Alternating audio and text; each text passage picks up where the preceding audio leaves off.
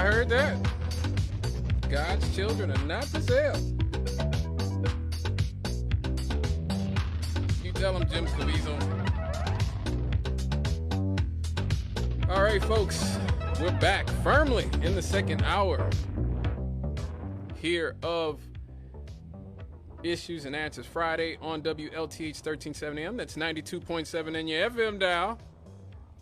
I'm Scott Cannon. This is my country. Give me a call, 219-885-1371. That number again, 219-885-1371. And what you just heard there for the last 3 minutes was the trailer for the most controversial movie of the summer. It's so controversial that the media is either choosing to completely ignore it or demean it as QAnon, MAGA, Trump adjacent conspiracy theory. That was the theme. That was the trailer for the movie The Sound of Freedom, starring Jim Caviezel, Miro Sorvino, and Bill Camp. Now, in this movie, Tim Caviezel plays Tim Ballard, who was a former government agent who embarks on a mission to rescue children from sex traffickers in Colombia. The film was released on the 4th of July, Independence Day, from Angel Studios, and was a box office success. Now, this movie was actually inspired by the work of Tim Ballard, the founder of Operation Underground Railroad, an anti-trafficking activist and a U.S. Department of Homeland Security agent who is credited with saving countless children, largely from outside of the United States, from traffickers who forced them into prostitution rings aimed at pedophiles. In 2013, Ballard started the nonprofit group Operation Underground Railroad, which, according to its website, directly responds to the international government request to develop intelligence and assist to carry out rescue efforts. So that's where I first heard of Tim Ballard and Operation Underground Railroad. Like, the media loved this guy. Like 10 years ago, I would see him on the news. I'd see him on like Dateline or whatever, and they'd say, ooh, this, brave former, government agent goes around the world with his team rescuing, children from pedophiles and sex trafficking rings. This guy's a hero. This guy's the greatest guy in the world. But obviously, the way that his relationship with the mainstream media obviously has soured. Now, work on the script began in 2015.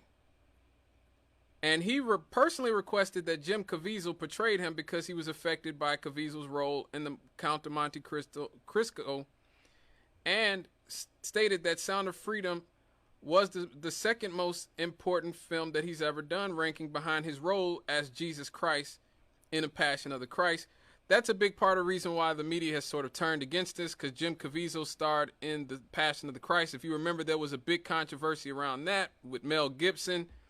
There was this perception that Mel Gibson's an anti-Semite, and that the movie Passion of the Christ was anti-Semitic because, in their mind, it doesn't portray the Jews in the best of light.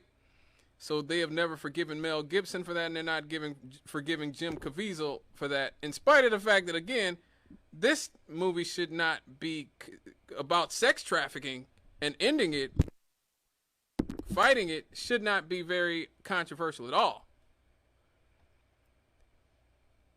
So anyway, this film was completed in 2018. So 5 years ago, the movie was completed. The distribution deal was made with 20th Century Fox. However, that studio was purchased by the Walt Disney Corporation, which shelved the movie for 5 years. The filmmakers reportedly spent years trying to get the distribution rights to this film back to the public. Back so that they could get it out to the public. The film was released, like I said, to 2,600 theaters on July 4th. Originally, the film was projected to gross between 11 to 15 million over its first week, but it seems to be massively outdoing the estimates, reaching $20 million. It actually grossed 14 million on its first day. So they were expecting 11 to 15 million over the first week. It did 14 million the first day. Okay, 3.6 million the second day and 3.5 million the third day, a Tuesday. So that was basically a total of 21, a Tuesday to Thursday total of 21.3 million, raising 6-day estimates up to $36 million. It went on to make 18 million in its opening weekend, with a 6-day total of 40.2 million, finishing third at the box office. So it is overperformed. So this is not just some small movie, some sort of QAnon, MAGA conspiracy movie that only a few psychos and nuts are watching, but that's the way the media is portraying it. That's choosing to cover this. They're covering it, or like I said, they're just completely ignoring it, one or the other. Now, part of the reason for the reticence that the media has for embracing this, at least from what they're saying, is that Tim Ballard and Jim Caviezel subscribe to several conspiracy theories of the QAnon movement. Rolling Stone magazine, which has not been relevant in many years, but is still somewhat seen as, having some level of professionalism, called it a QAnon-tinged thriller and called it a superhero movie for dads with brainworms. Wow.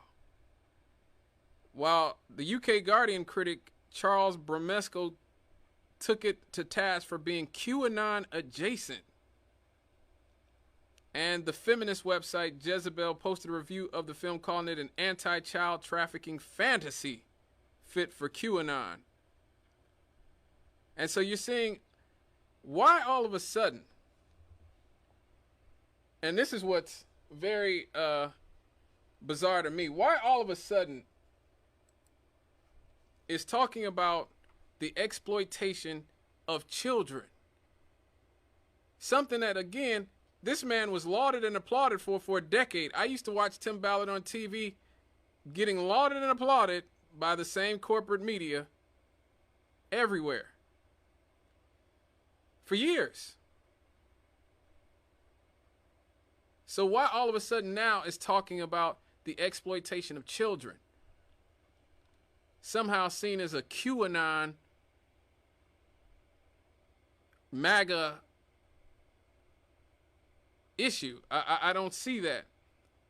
Now, one thing that I have noticed lately is that the corporate media has been trying to normalize a lot of the sexualization of children.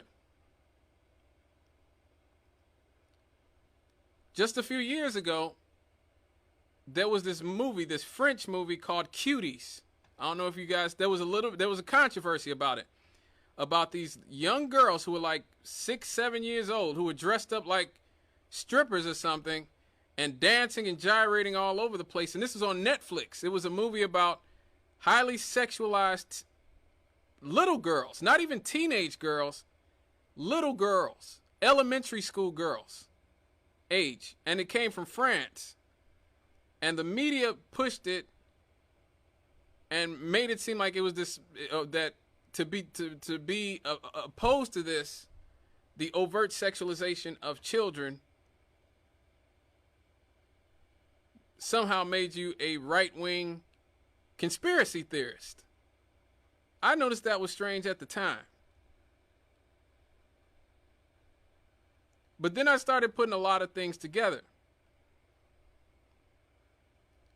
I watched this really good documentary movie called An Open Secret. An Open Secret. If you get the opportunity to watch An Open Secret, watch it. It was made in 2014, and it was about exposing child sexual abuse in Hollywood. Oh, yes. Yes, that's the media.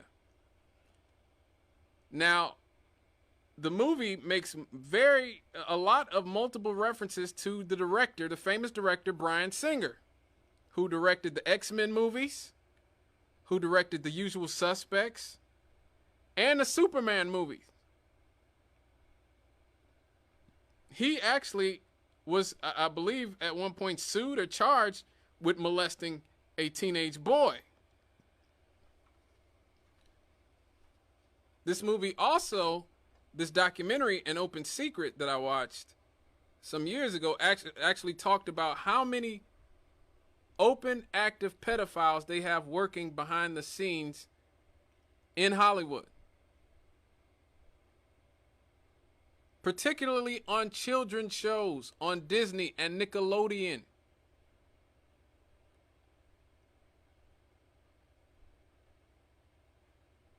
It is well known that one of the main directors that they had, a man named Dan Schneider, who I used to watch when I was a kid. He used to be on this show called Head of the Class. How many of you remember Head of the Class with Robin Givens? That's what made Robin Givens famous.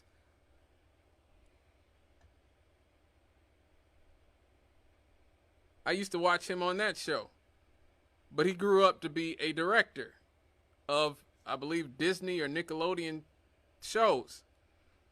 And for many years, there's been a lot of smoke around Dan Schneider. A lot of people have examined a lot of the material from his shows. And I've seen a lot of clips from his shows where it looks like he might be, that it's very iffy. A lot of stuff about feet, a lot of stuff that could be foot fetish stuff, and stuff about tickling and all these this type of gratuitous sort of physicality of the young actresses, who a lot of them were young girls, preteens, teens. More than a few of them have come out and had talked about negative experiences. I saw one, let me see what her name is, Jeanette McCurdy, who talked about how she had such a negative experience. More than a few of them.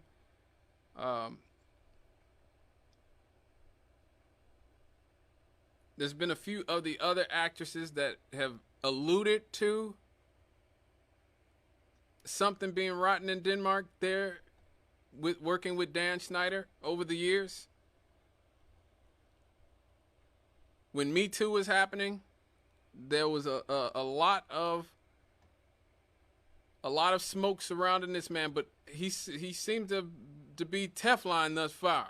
Like, there seemed to not be a whole lot being able to stick to him.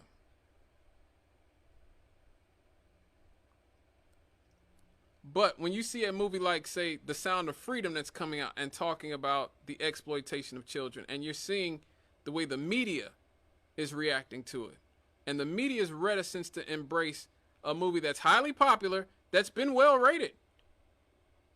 If you look at the Rotten Tomato ratings, I think 77% of the people, the critics, liked it. The audiences like it. It's popular, but it's not being marketed very much. And it's not being embraced very much by the mainstream. And you have to remember, once again, these are the same media figures that have neglected to look into Jeffrey Epstein.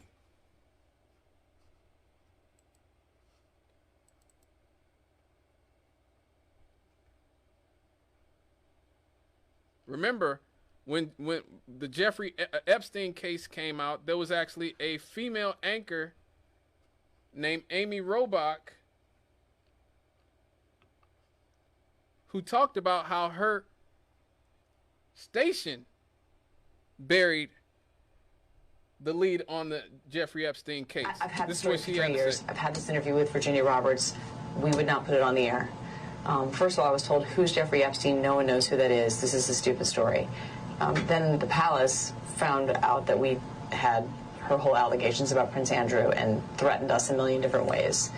We were so afraid we wouldn't be able to interview Kate and Will that also quashed the story. And then Alan Dershowitz was also implicated in it because of the planes. She told me everything. She had pictures. She had everything. She was in hiding for 12 years. We convinced her to come out. We convinced her to talk to us. It was unbelievable what we had. Clinton. We had everything. I tried for 3 years to get it on, to no avail, and now it's all coming out, and it's like these new revelations, and I freaking had all of it. I'm so pissed right now. Like, every day I get more and more because I'm just like, oh my God, it was what we had was unreal. Other women backing it up. Hey, yep. Brad Edwards, the attorney, 3 years ago, saying there will come a day when we will realize Jeffrey Epstein was the most prolific pedophile this country has ever known. And I had it all 3 years ago. Now that's Amy Robach. She just got fired for having the affair with what's his name, the brother T.J. Holmes. But that was her getting caught on secret camera talking about how working for ABC News, they suppressed the Jeffrey Epstein story. Like she said, Jeffrey Epstein may be the most prolific pedophile this country's ever had. And the media seems to have zero interest in looking for the client list that Ghislaine Maxwell, who's sitting in prison, we think, currently had. Of all these rich and famous men, you heard her say, we had Clinton. We had Clinton. That's Bill Clinton, who was on Jeffrey Epstein's jet 27 times. We had Clinton, who the day before the DNC in 2020, when Joe Biden was nominated, this is a man who spoke at the DNC, who's still the patriarch of the Democratic Party, gave a speech, is still doing speeches, ironically doing events with Kamala Harris about empowering women. Bill Clinton doing events with Kamala Harris about empowering women. This is right after pictures came out of Bill Clinton being massaged by one of Jeffrey Epstein's young victims.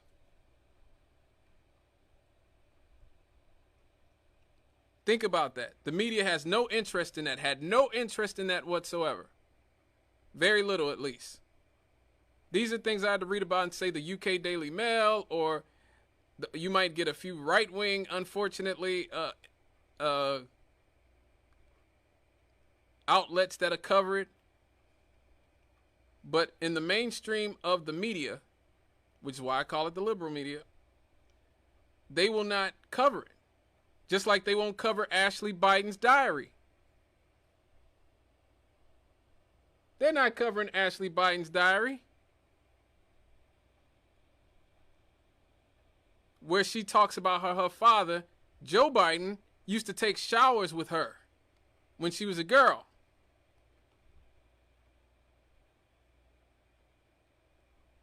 They won't talk about how Hunter Biden has Joe Biden saved as pedo Peter in his phone.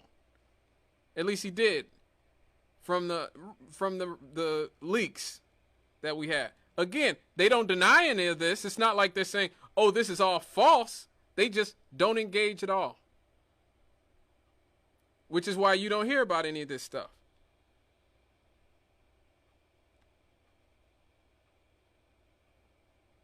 Now, mind you, show you how deep this runs.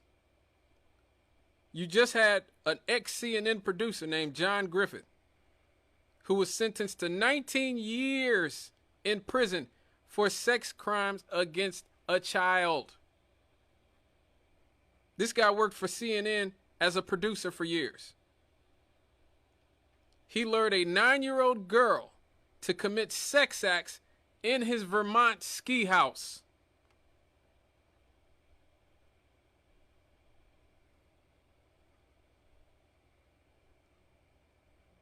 These are the people who we rely on to run our country and to inform us.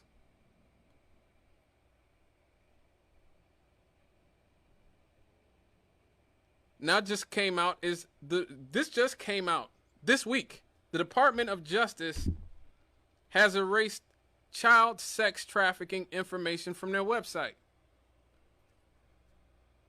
Now, why would they do that? Why would the Department of Justice do that? The Department of Justice quietly removed significant portions of its page on child sex trafficking, including information on international sex trafficking of minors,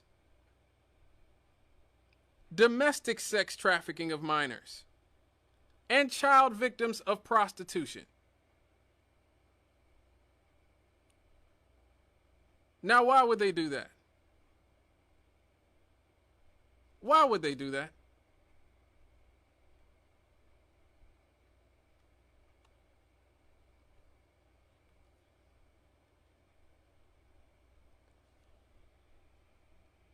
This just happened as well. The California Assembly blocked a committee bill that would send human traffickers of children to prison for life.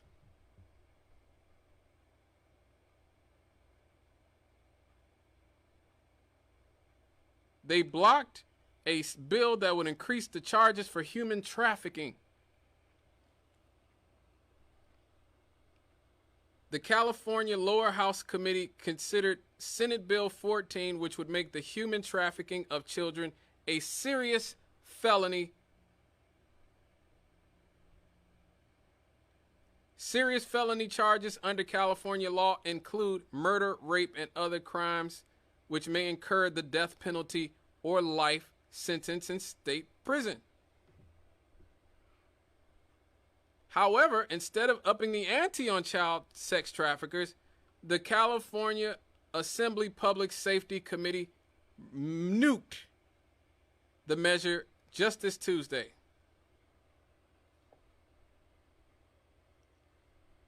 Again, these are the people that we are depending on to govern us and to inform us.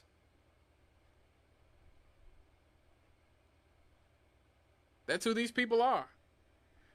And let me just say one more time, you know, this is when, again, it's a blessing to have an independent black radio station like WLTH, where I don't have to play the game and be nice to the Democrats just because I'm black and because, you know, they wink at politicians or the Republicans. I don't have to be nice to any of these people. I could come here and talk about how the California Assembly blocked this bill. That's why it's important to own things. Particular media. When you look at who owns our media, it is Viacom, it is Paramount, and all these conglomerates, these mega conglomerates that own everything we watch, everything we see. And they're trying to control the internet too. The only time they ever got mad at Elon Musk wasn't when he was he refused to pay taxes. He's like, I don't want to pay taxes, so he pays virtually nothing in taxes, just like most billionaires.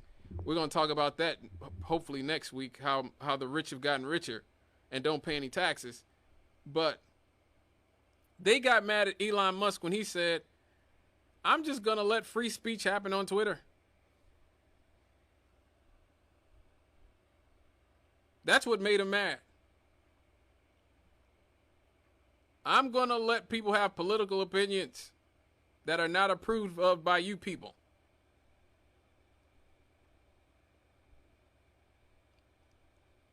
Because the people, the powers that be, they will deplatform you for saying that a man is a man and a woman is a woman, that the vaccine didn't stop you from catching COVID, that the virus originated in Wuhan, China. That's what Twitter was kicking people off of Twitter about. That's what YouTube was taking people's videos off about. That's what the mainstream media will silence you about.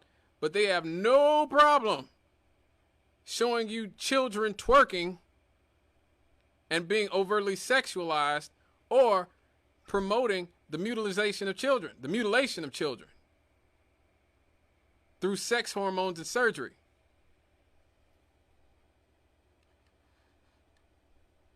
All right, folks. We got to take a break. We'll be right back after these.